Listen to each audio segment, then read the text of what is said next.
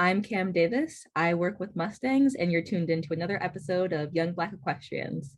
I am. I am. I am. I am a young. I am a young. I'm a young. I am.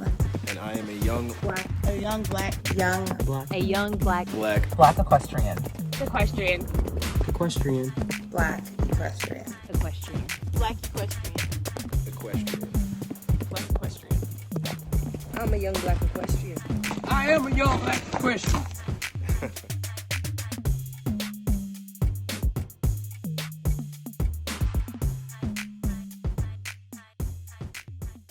Hey, everybody, and welcome back to another episode of Young Black Equestrians with your host, Aubriana Johnson.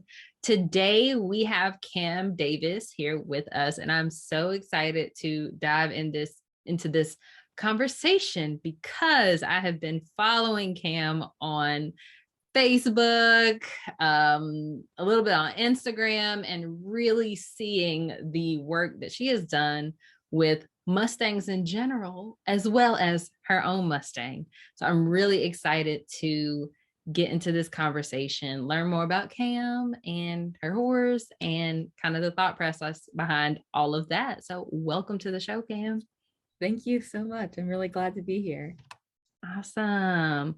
So go ahead and tell us a little bit about you and what you do. I know I kind of spilled the beans a little bit, but tell us about you, what you do, your current horse, and what you guys are really working on. Yeah, so I'm Cam, and I have been doing a lot with Mustangs these past, I think I've been working with Mustangs for about 6 years. My current horse is Zen. He is a 6-year-old gelding who was gathered from a wild horse range in Nevada. His herd management area, which are different areas where they keep all the Mustangs, is called Meadow Valley Mountains, and his gather was considered an emergency gather because of all of the wildfires the West has been experiencing.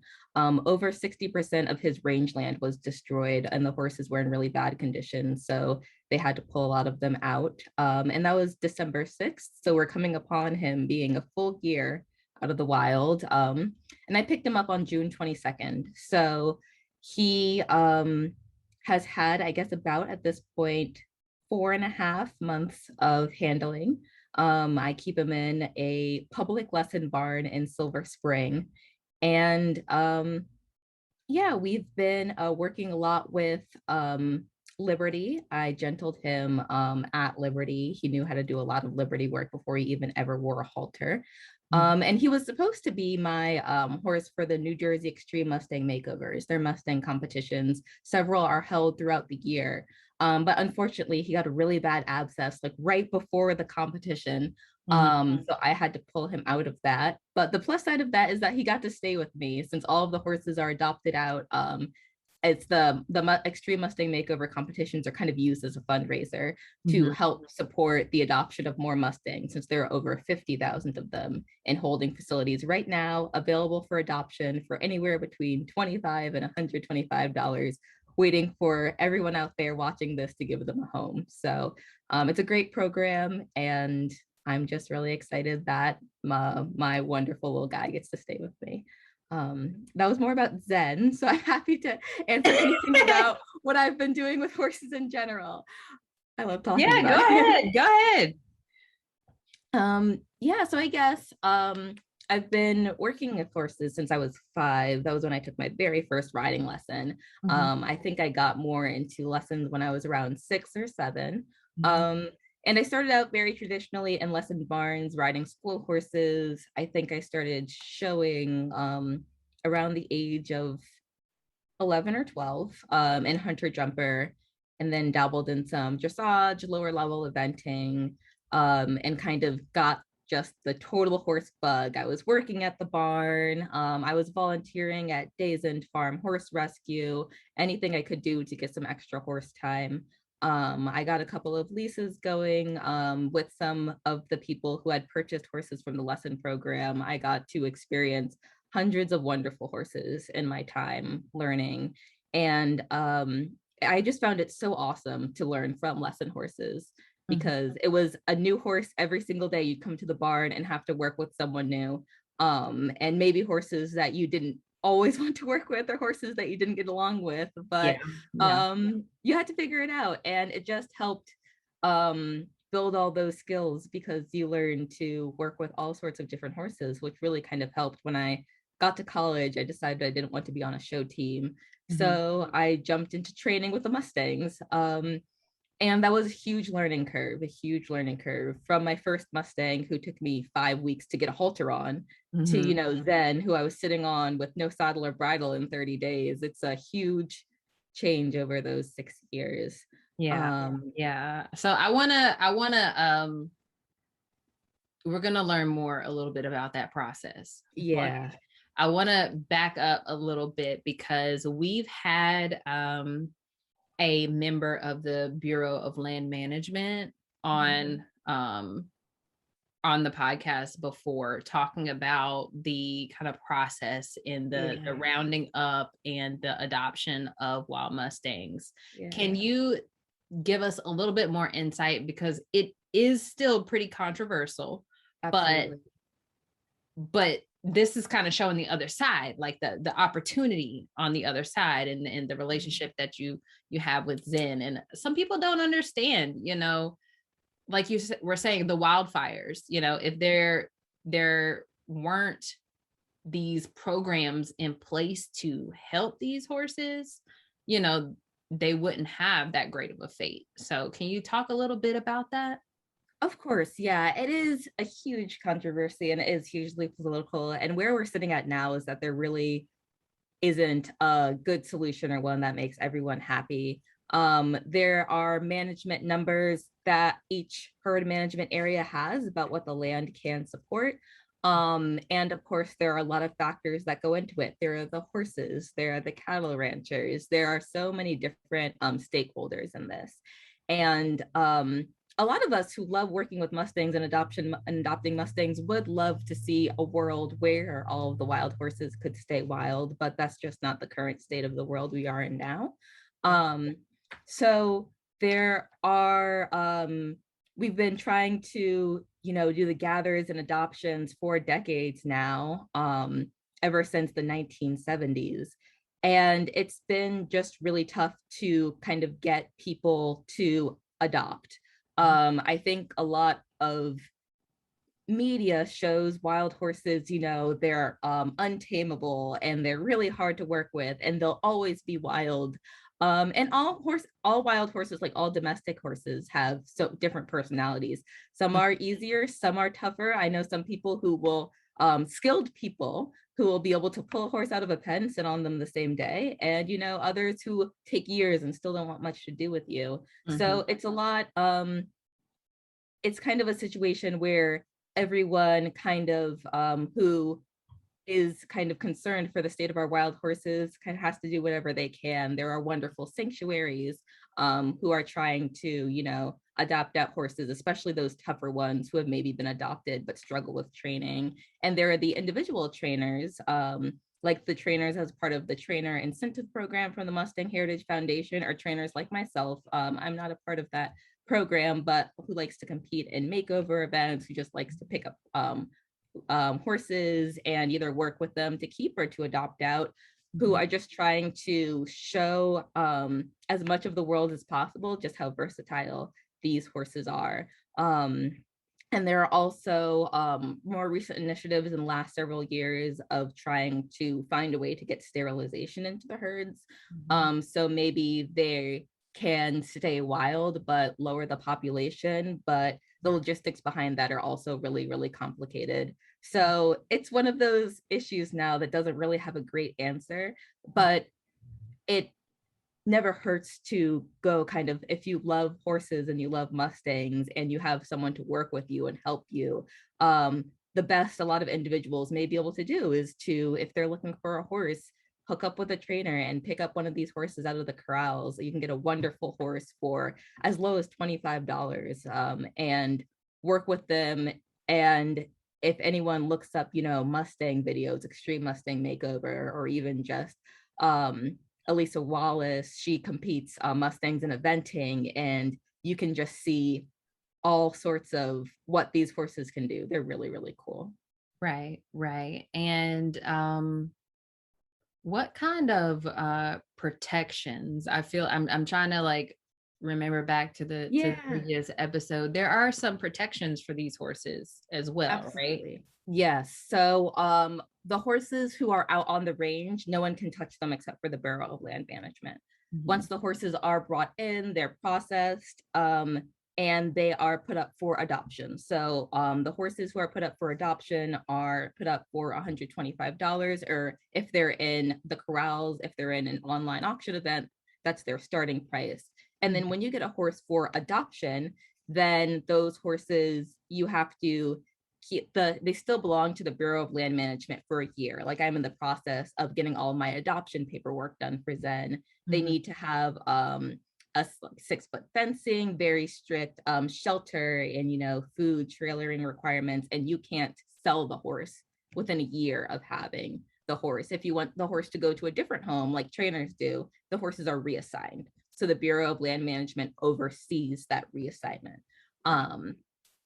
And then there are, however, horses who have been up for up to 3 adoptions. They either go into long-term holding, and a bunch of people think long-term holding is a scary word. They're actually massive pastures. Long-term holding horses just get to kind of live out and not much happens to them. They stay there, and it's actually pretty close to where they would get in the wild, in just separate ranges meant for horses who just haven't gotten adopted. Or they go up to sale authority. The sale authority horses are the $25 horses who you can buy outright. Anyone can buy them. And that's the program that's a little bit more controversial, because that is when they are no longer under protection. So anyone can go out and buy a horse. So we're hoping that, of course, people with the right intentions will want to buy them. But there is a point where the horses do lose that protection.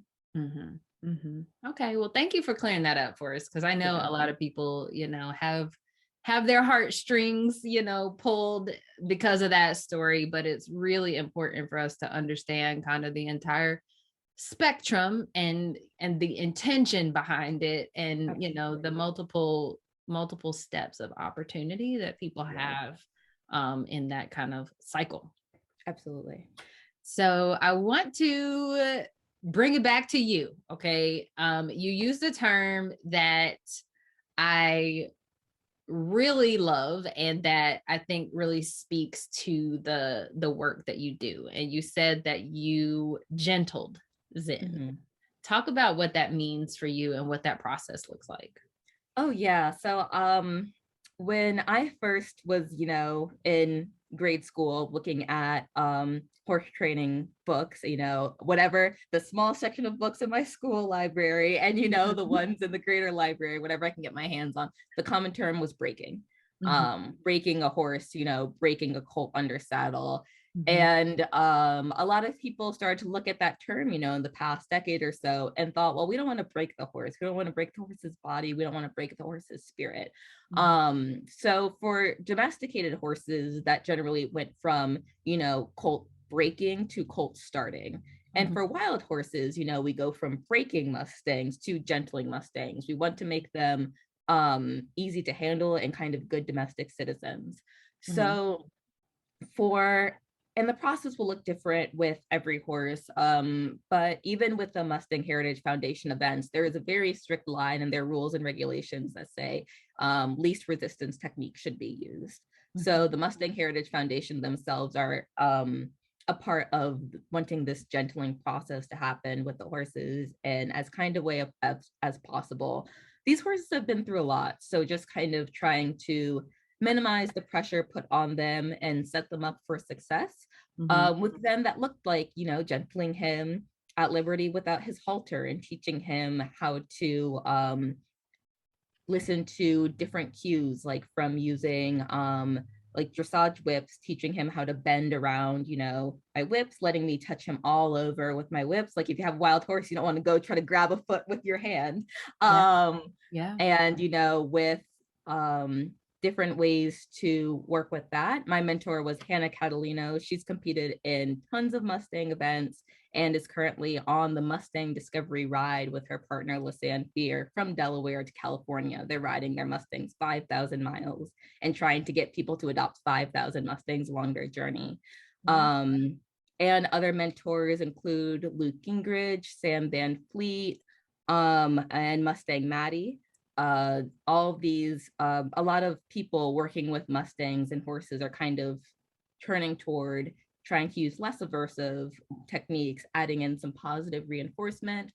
And it's just kind of there's a line, it's almost like a little bit of a dance as to wanting to make this situation as easy as possible for the horse, but also understanding that wild horses can react differently from domestic horses. My first Mustang, whenever I put pressure in on him, he went to charge me.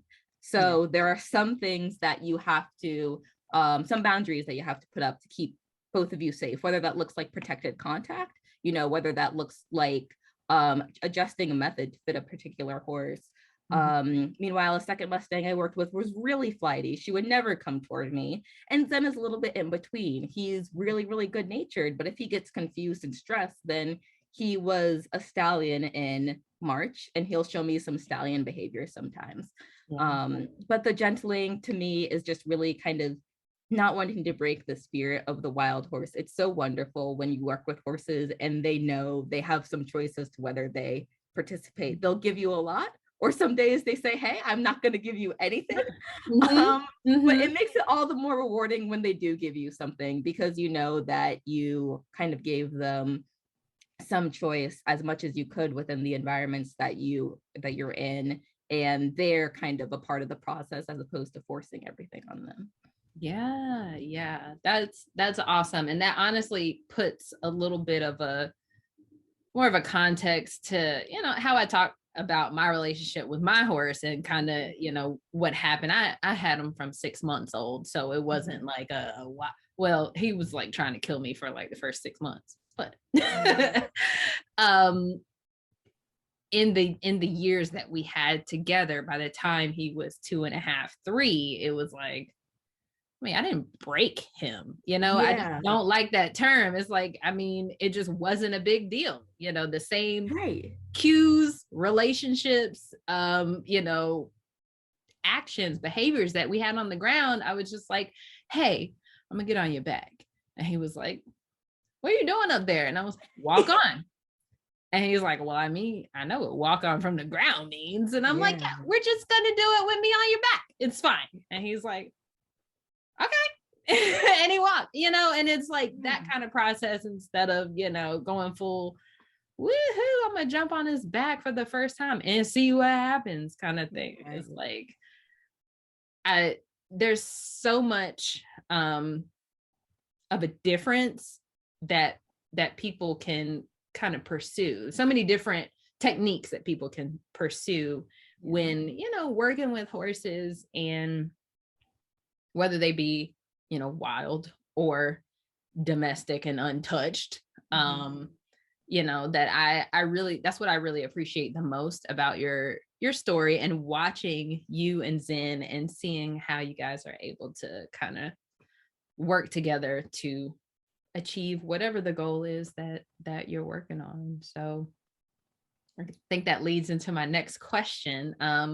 What is one of the biggest challenges that you faced, either working with Zen specifically or working with horses in general, and what did you learn from that? Yeah, I'd say the biggest challenge with Zen is kind of like I briefly mentioned earlier, giving that horse some choice is a double-edged sword, because it can be really humbling to go out there and say, this is what you're going to do today. And Zen says, nope, I'm going to just go hang out and want absolutely nothing to do with you. And you're just like, oh my gosh, what have I done? Like, what have I created? Because, I work with several horses who, you say jump, they say how high. I say jump, and Zen's like, I'll think about it. Like, right. I'll make that call. And most of the time he's pretty willing, but, sometimes he's not. And then that kind of turns into all right, what does this situation look like? Does he just not feel like it? Some days he just doesn't want to. Does he want to do something else? Did I ask in a strange way? How did I show up for him today? Did I show up, yank him out of the paddock and, put him somewhere and say, all right, let's do Liberty, come to me? And he's like, you are all riled up. I don't want anything to do with you today. And it's stuff like that. And, when mistakes come up, like when I started him under saddle, I put saddles in quotes because I didn't use a saddle, bareback and bridleless, his very first rides as a wild horse. And all those cues, we used all of our Liberty cues, like using the dressage whips to aid our steering by guiding him, kind of knowing as you would pull on a rein to turn his nose. He learned that if I, held a whip on one side of him, he should turn away from that. So just kind of translating those different cues. Walk went great. Trot went great. Left lead canter went great. Right lead canter, he bucked me right off. And I'm just like, okay, so what happened there? And I knew exactly what happened because in all of my groundwork, I knew that first right lead canter transition, he's always a little hoppy. There's like a little bit of stiffness. And I didn't work him out of that before I got on. So I really kind of set myself up for that failure and being able to say, all right, what did I do wrong in this situation so I can help him and set him up better. And kind of always just knowing that when something happens, being able to sit back, evaluate, figure out what happened and go from there. Like, is it, was there a hole in training? Did I set this up to be something non-desirable for him? Is there pain? Is there a neurological issue going on? There are just so many questions. So every time I see something that I really don't expect from the horse, he and all the horses I worked with have really caused me to kind of go home, do homework, try to figure it out so I can come back from like a more educated lens. Yes. That's so, it's funny to me when you were describing your first ride. I remember talking to my dad and he's like, oh, back in the day, we didn't have tack. What? We didn't have a saddle.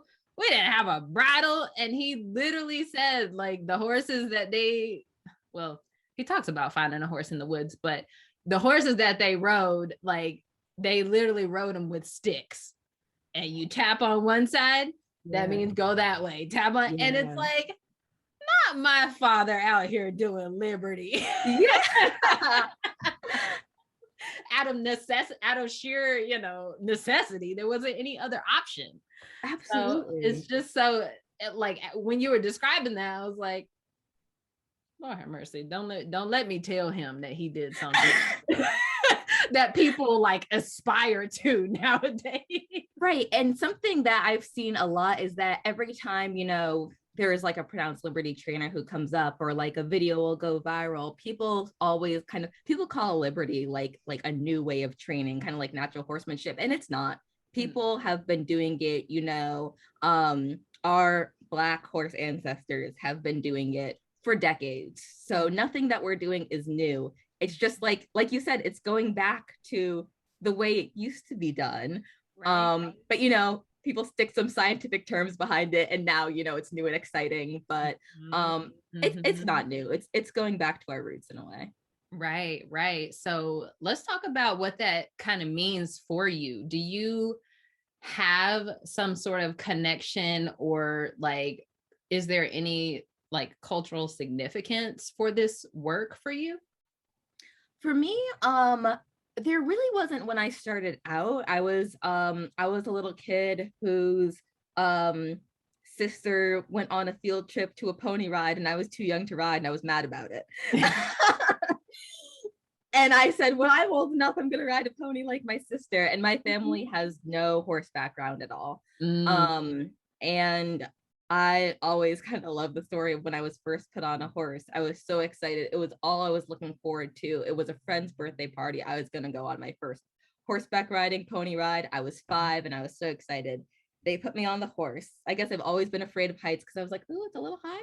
They tell the horse to walk. I feel the horse lurch one step and I just start sobbing. I was like, get me off, no. I changed my mind. So I was panicking. They took me off. I watched all the other kids ride. And my mom, all the people at the barn, they were like, you want to try again? And I said, nope, I'm done. But they convinced me finally to get on that horse again. And I always joke that my mom probably wishes she never did that, because I got on and then she couldn't get me off after I did that second time. And that was all I wanted to do. So there was a barn really close to my house where I took, my first year or so of riding lessons, and I took a little bit of a break. I had a bunch of, ponies ran off, bucked me off, whatever. I think my mom was hoping I would get scared, and I didn't. That was all I wanted to do. But then I, eventually got back into it. And it was really just as I got older. Like, my mom took me to the Bill Pickett Rodeo when it went to DC, when I was younger. And then it was just kind of when, in 2020, when there was kind of so much momentum behind Black Lives Matter, and I found out about so many other Black equestrians. I'd really only seen a few. And then I just realized that this work has a lot more cultural significance than I even knew about. And since then, that's been really important to me, and I'm really glad I found it. Yeah, absolutely. So what is a misconception that people may have about Liberty work, or maybe even work with the Mustangs? I know we've covered some, but is there anything that's like glaringly obvious? Yes. This was the first thing that came to mind. I see Facebook posts or social media posts about this every day. The number one misconception about people who work with Liberty, who use, positive reinforcement, clicker training, working with treats, all of that I do with Zen, is that those horses have no rules. Like, when I talk about, Zen having choice when he comes in from the path, or when I go to him for a session, it starts when I go to get him from the field. That's true. But there are some things that he has to do as a good domestic citizen. He has better manners than most domestic horses who I know, because from the very beginning, all of that was very clear to him. He picks up his feet for the farrier. He still doesn't like shots. We're still working on it. I don't blame him. But he stands to be tied. He stands for the hose, fly spray, grooming. He can stand quietly and not drag me to grass. And there is definitely a lot of those first few behaviors that you do when starting a horse, at Liberty, or using positive reinforcement, are foundation behaviors taught to set up your horse to be safe, not just around food, but around you. A lot of trainers start with working with your horse through the fence, so your horse doesn't mug you for food. The very first behavior that positive reinforcement trainers teach is for your horse to either turn away from you or put their head down to get a treat, and to just stand and wait for their treat. The very first positive reinforcement behavior your horse does is just stand there. And if they mug you, or if they get overexcited, then they don't get the reward. So all of this is set up to be very safe. And the horses do have, even boundaries can be a controversial term, because people think of boundaries as, smacking your horse in the face as they get into your space. But no, I just consider boundaries being able to work with a horse in a way that makes both of you as comfortable as possible. And to make, like, Zen lives at a boarding barn, there are hundreds of students and several staff members who come through every week who might come across him, and I have to make sure that he's safe for everybody. So that's definitely the biggest misconception, that our horses do whatever they want and they kick and they bite because they want food. But really, if you see that, there are definitely some holes in that foundation training that can normally be cleared up, and that horse can normally turn into a wonderful positive reinforcement or Liberty horse. Even though everything can sometimes look really, like flowery and wonderful and all about the bond, there are still some rules in place to keep everyone safe. I honestly, I haven't really looked a lot into, like, the positive reinforcement training and things like that, just because I did a lot of I didn't have anything else to do for the first 2 years of his life, so I did a lot of groundwork for my my big horse, and so he's like literally like butter on the ground, specifically on the ground. He's freaking amazing. But with the mini, there's such a, because of his job and being around kids and his like affliction to any kind of snack, like I've just been like, I don't want him to look for snacks anywhere, and that's kind of what was taught in like a therapy role, like snacks are not allowed when you're working. So it just makes me think of, how both are valuable, but how they have different roles based on the horses' jobs. So I just think it's important, as horse owners and, people being around horses, to know that everything has a place.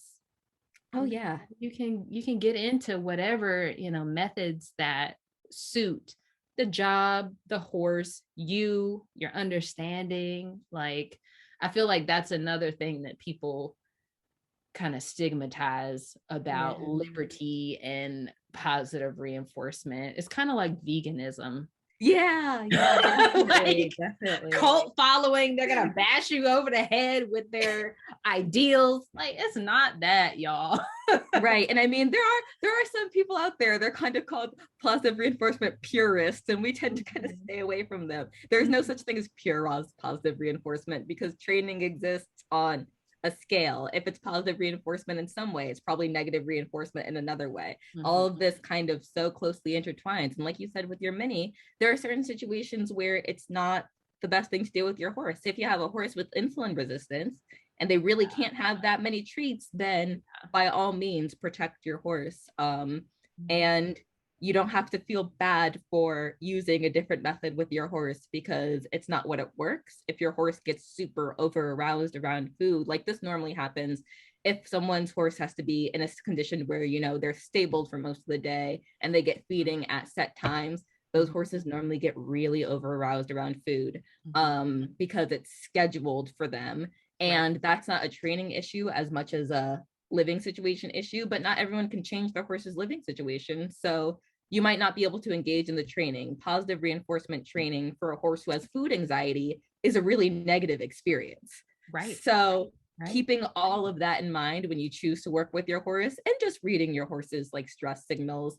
Like, I had to figure it out with Zen at one point because he hated being asked to move like at a trot or quickly, and he would get ear pinny swishing his head. And not just like, some horses, when they carry themselves really well, there is some aspect of tension. So, they lower their ears, and, horses don't have to look, super happy, pricked ears all the time. But he was clearly extremely agitated. So I had to figure out what I was doing to change how agitated he was. And sometimes that means take the treats away for a bit. And sometimes that means, we just go for long walks and jog so he can get comfortable in the trotting gait. All the transitions kind of hyped him up, so it looks different. And so I definitely agree with what you meant. I also wanted to point out that the fact that your young horse is great on the ground, even though you have them from a baby, is totally all you. Because I've seen most horses I know raised from babies are absolutely terrible, horrible manners. So I commend you for doing such an awesome job with your young horse. Thank you. Yeah, it was like, what else we got? I mean, I know a lot of people like to, well, not a lot, I won't generalize it like that, but some people like to have that kind of spice, and they feel like if you handle them too much as a youngster, that they're not gonna be lively and showy as a performer. And it's like, I mean, on a trail ride, like, he will get up and go. Like, that's why I said he's great on the ground. When we get on a trail, he doesn't like to be behind anybody. He don't want, like, if we're going up a hill, he's hauling it. Like, I'm not saying he's great, perfect under saddle by any means, but on the ground, he's perfect. But so let's get into you and Zen and social media. Like, your pictures are amazing. I love, reading your thought process and your updates about him, what is your goal in really sharing and detailing this part of your life? Yeah, I think a lot of it, there are kind of now so many factors. In the beginning, I just wanted to share what I was doing with my Mustang. I have had a really hard time gentling Mustangs in the past. So actually when I picked him up, I was like, I'm not going to share that much about him. I don't want to put that much pressure on him, I want to keep it nice and easy. And I shared one picture of him, and all the comments were, do you have a page? Where can I follow? Where can I follow? Where can I follow? So I was like, all right, I'll kind of see what happens. And yeah, really as not being much of a social media person, his account has over 600 followers right now, which for me, I know some people are like $600 followers is some chump change. For me, I'm just like, oh my gosh. If you had that many people in a room with you, you would be like, yeah, oh my God, there's so many people here. So yeah, so 300 is plenty. It means a lot that just, since the end of June, a lot of people are invested. And I think I love to spread the advocacy about the Mustangs, about Black equestrians working with horses, working with Liberty, since a lot of, the pronounced Liberty trainers, all of the ones who I kind of named, who I've learned from are all white trainers. So knowing that, you don't have to be like, it's like you said, it's kind of like veganism. When someone says vegan, they think of one type of person. When someone says liberty, they think of one type of person. And there are different people out there. And to just kind of bridge, I think I kind of consider it bridging the gap. I work at a traditional horseback riding stable, and I utilize a lot of different methods in working with horses. And I may be someone who isn't really sure about stepping into maybe positive reinforcement and liberty because of all of the people out there who are purists and they're kind of afraid to get beat down if they do something wrong. You can take it in baby steps, and you can add aspects of this training into what you already do, and you don't have to completely change your lifestyle to change a little bit and kind of figure out what works for you and your horse. And my goal is for everyone to just kind of enjoy horses and however that means for them, and just kind of have that mutual experience of enjoyment for horses and people working together. And as much as I can inspire, Black youth and youth of color along the way, I would love to do that. Yeah, that is amazing. And I can see that that's exactly what's coming out of the story that you are sharing with Zen. Is there any that was kind of laced with advice, but what would you tell someone who is just trying to get into horses in general? I'm stealing this quote from Clarence Crumpton. He is the very first Black person I ever saw at a Mustang makeover event in 2015. I'm sure there were others. He was the first one I saw personally, and it was the first Mustang event I ever saw in person in Virginia in 2015. And he's been judging the Pennsylvania TIP challenge, which is it's a non-riding Mustang makeover event. And TIP is what stands for the Trainer Incentive Program that the Mustang Heritage Foundation does. And extreme Mustang makeovers are riding events, but TIP challenges are just the groundwork. So they're an awesome place to enter if someone's like, I can't ride a Mustang in 100 days. I can't either. I feel like there are a lot more TIP challenges in my future than Mustang makeover events. It's hard. But he judged the Pennsylvania one, and his event, he wants everyone to come out of that event feeling really good about them, about their horse, and he wants the horses to learn something. So as a competitor was taking their horse through the trail class, and they were just stuck at this obstacle, and Clarence was helping them get the horse through the obstacle. It was a competition, but he said, you have your score. Now I want you to help your horse. So as they were working through this, he said, remember, when you're working with him, there's no wrong, there's just learning. You're either getting it right or you're learning, and it's only wrong if you're hurting yourself or the horse. And that's really helped me whenever I've had a day where it felt like everything went wrong and Zen ran away from me. And, I'm just like, oh man, what am I even doing here? It's all part of a learning process, and learning can be really hard, but anyone who wants to dip their feet in, there's going to be a lot of stuff that seems like it goes wrong, but everything will help you learn. And I couldn't be where I am today if it weren't for all of those experiences that made me feel like an absolute failure, but kind of continuing to learn from them the best I could. Yeah, that is an amazing realization, because when we're talking to people who are have aspirations of showing and who are looking for trainers and are trying to find horses, it can feel like a lot is going wrong, or not only a lot is going wrong, but nothing's going right, kind of thing. When it's what you're saying is you just have to ask yourself, like, what did I learn from this? Right. What I learned about myself, what I learned about my horse, and go from there instead of going downhill. Yeah. So what does the word equestrian mean to you? For me, I always thought about it as, someone who's riding a horse, but as a person now who spends most of my time with horses on the ground, I just think it's someone who works with a horse. And despite kind of the connotation toward riding and the traditional definition of the word, I just think that if you're out there with a horse, I invite anyone who's out there with a horse to consider themselves an equestrian if that's how they, if that resonates with them. Yeah, that's cool. That's good. Really good.